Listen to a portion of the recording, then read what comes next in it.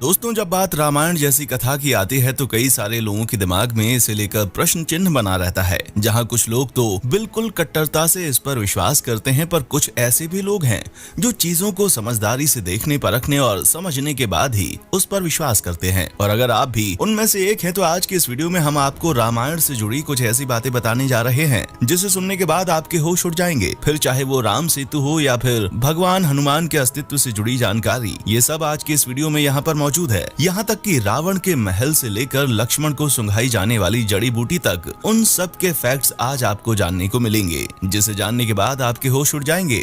बस हमारा और वीडियो का साथ अंत तक मत छोड़िएगा। संजीवनी बूटी। आइए सबसे पहले बात करते हैं उस जड़ी बूटी के बारे में जिसकी चर्चाएं इतिहास काल से चली आ रही हैं। आपने बिल्कुल सही समझा, हम संजीवनी बूटी की बात कर रहे हैं जिसे लक्ष्मण जी को सुंघाया गया था। पर क्या आप जानते हैं, जिस जगह पर लक्ष्मण जी ने इस जड़ी बूटी को सूंघा था वहाँ पर हिमालय की दुर्लभ जड़ी बूटियों के अंश मिले हैं, जबकि पूरे श्रीलंका में उस तरह की जड़ी बूटी पाई ही नहीं जाती। वो सिर्फ और सिर्फ हिमालय में पाई जाती है। अब आप खुद ही सोचिए, हिमालय की जड़ी बूटी का श्रीलंका में पाया जाना इस बात का पुख्ता प्रमाण है कि यहाँ पर ये घटना घट चुकी है, वरना भारत के नॉर्थ से आई जड़ी बूटियाँ उसके बिल्कुल साउथ में कैसे पाई जा सकती हैं। कोबरा हुड केव, श्रीलंका। अब आइए आपको उस गुफा के बारे में बताते हैं जिसमें माता सीता को असुरों द्वारा पकड़कर रखा गया था। और हम ये बात ऐसे हवा में नहीं कर रहे, बल्कि ये बात पुरातत्व विभाग वाले लोगों ने इस गुफा की जांच करके बताई है, जिसमें पाया गया है कि इसका ये जो स्ट्रक्चर है ये नेचुरली बनकर तैयार हुआ है। इसमें किसी भी इंसान का कोई हाथ नहीं था। रामायण की कथा में भी इसी का जिक्र करते हुए बताया गया है कि माता सीता को असुरों ने अगवा करने के बाद यहीं पर रखा था। और इस चीज की पुष्टि करने के लिए आप यहाँ बनी तस्वीरों पर नजर डाल सकते हैं। इन गुफाओं में ऐसी तस्वीरें बनी हुई हैं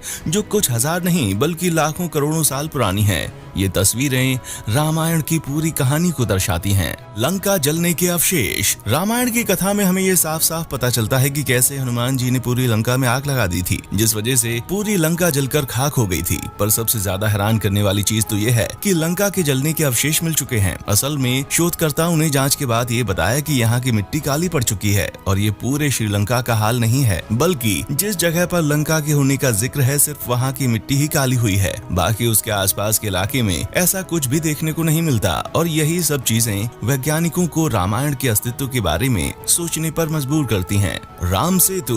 दोस्तों, हम सभी को पता है कि राम सेतु भारत और श्रीलंका को एक पुल की तरह जोड़ता है, जो अभी भी यहाँ पर मौजूद है, जिसके बारे में कई सारे वैज्ञानिक काफी खोजबीन करने में लगे रहते हैं। पर अगर हम रामायण की कथा की बात करें तो इसमें राम सेतु के अस्तित्व का स्पष्ट प्रमाण दिया गया है। रामायण की कथाओं के अनुसार ये सेतु वानरों द्वारा पत्थरों से तैयार किया गया था और इसमें जिन पत्थरों का इस्तेमाल किया गया है वो पानी के ऊपर तैरते हैं। हालांकि अब राम सेतु का इस्तेमाल नहीं किया जाता, लेकिन गूगल मैप में देखा जाए तो हम और आप इसे साफ साफ देख सकते हैं। अगर हम इस राम सेतु को वैज्ञानिक दृष्टिकोण से देखें तो वैज्ञानिकों ने इस पर काफी रिसर्च और उसके बाद ये बताया कि इस्तेमाल किए जाने वाले पत्थर काफी खास किस्म की धातु के बने हैं, जो कि आज से लाखों करोड़ों साल पुराने हैं। पानी में तैरने वाले पत्थर। जैसा कि हमने आपको बताया, राम सेतु एक ऐसा पुल था जिसके पत्थर विशालकाय होने के बावजूद पानी में डूबते नहीं थे, बल्कि ऊपर ही तैरने लगते थे। हालांकि सुनामी के बाद इन पत्थरों में से कुछ तैरते हुए जमीन पर आ गए थे, पर शोधकर्ताओं ने जब इन पत्थरों को दोबारा पानी में फेंका तो वो तैरने लगे, जबकि वहाँ मौजूद दूसरे पत्थरों को अगर पानी में डाला जाए तो वो तुरंत डूब जाते हैं। वैसे तो अगर साइंटिफिक तौर पर बात की जाए तो इन पत्थरों में ऐसे कई सारे मटेरियल्स मौजूद हैं जो इस तरह की विशेषता को रखते हैं।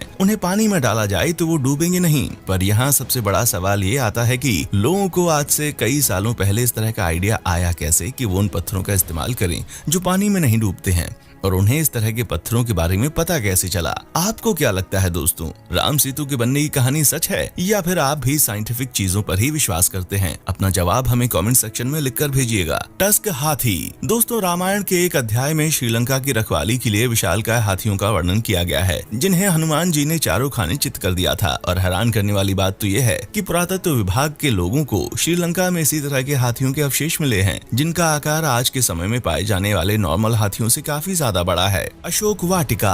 अशोक वाटिका के बारे में तो आप सभी जानते होंगे, जहां माता सीता का अपहरण करने के बाद रावण ने उन्हें अशोक वाटिका में रखा था, क्योंकि माता सीता रावण के महल में रहने के लिए तैयार नहीं थी। आपको बता दें कि ये जगह आज भी श्रीलंका में मौजूद है, जिसे इस समय हग्गाला बोटेनिकल गार्डन के नाम से जाना जाता है। और जिस स्थान पर सीता जी को रखा गया था उसे सीता एलिया कहा जाता है। अब आप खुद ही सोचिए, अगर इन सब चीजों का कोई इतिहास न होता तो भला श्रीलंका के लोग इस जगह को ये नाम क्यों देते? भगवान हनुमान हनुमान के पैरों के निशान। दोस्तों कहा जाता है कि जब भगवान हनुमान माता सीता की खोज में निकले तो उन्होंने भारत से श्रीलंका जाने के लिए एक लंबी सी छलांग मारी थी। जब भगवान हनुमान ने छलांग मारते हुए इन पत्थरों पर अपने पैर रखे थे तो पत्थरों के ऊपर उनके पैरों के निशान बन गए थे, जो आज भी यहाँ पर मौजूद हैं। अगर हम वैज्ञानिकों की माने तो उन्होंने इस जगह की पुष्टि करके ये सिद्ध कर दिया है कि ये चिन्ह आज के नहीं बल्कि लाखों करोड़ों साल पुराने हैं। द्रोणागिरी पर्वत। दोस्तों रामायण के युद्ध के दौरान जब लक्ष्मण को मेघनाथ ने मूर्छित कर दिया था और उनकी जान जाने वाली थी,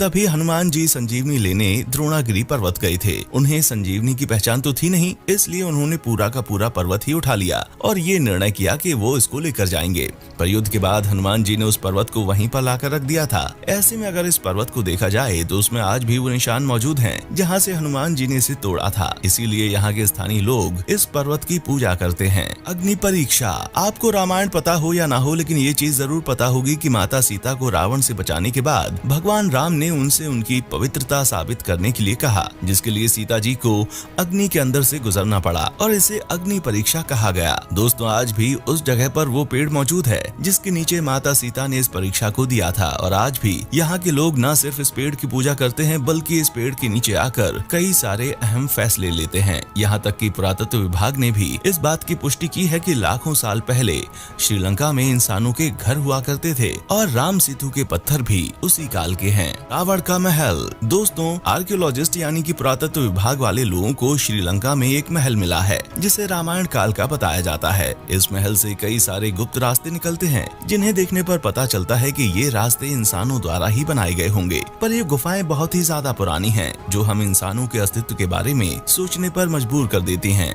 हनुमान गढ़ी। दोस्तों ये वही जगह है जहाँ पर भगवान हनुमान ने श्री राम का इंतजार किया था। रामायण में इस जगह के बारे में स्पष्ट रूप से लिखा गया है, इसलिए अयोध्या में जो कोई भी जाता है वो हनुमान गढ़ी के दर्शन जरूर करता है। रावण पर विजय प्राप्त करने के बाद भगवान राम जब अयोध्या वापस लौटे थे तभी से भगवान हनुमान ने यहाँ पर रहना शुरू किया था। यही कारण है यहाँ का नाम हनुमान नगर है। अयोध्या के पास आज भी इस जगह पर आपको एक मंदिर देखने को मिल जाएगा, रामलिंगम। अब बात करते हैं उस शिवलिंग की जिसे भगवान राम ने खुद बनाया था। रामायण की कथा के अनुसार रावण को मारने के बाद भगवान राम को पश्चाताप करना पड़ा क्योंकि उनके हाथ एक ब्राह्मण का कत्ल हुआ था और इसीलिए उन्होंने शिव की आराधना की। भगवान शिव ने उन्हें 4 शिवलिंग बनाने के लिए कहा। एक शिवलिंग तो सीता जी ने बनाया जो कि रेत से बनकर तैयार हुआ था।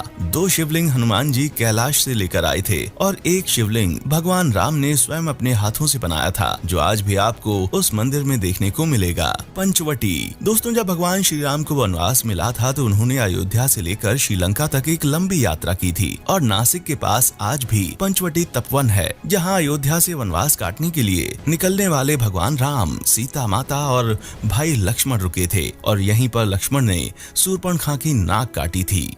तो दोस्तों आज के लिए बस इतना ही। उम्मीद है कि वीडियो आपको काफी पसंद आई होगी। बाकी इसी तरह की शानदार वीडियोस को लगातार देखने के लिए चैनल को सब्सक्राइब करना ना भूलें। देखने के लिए शुक्रिया।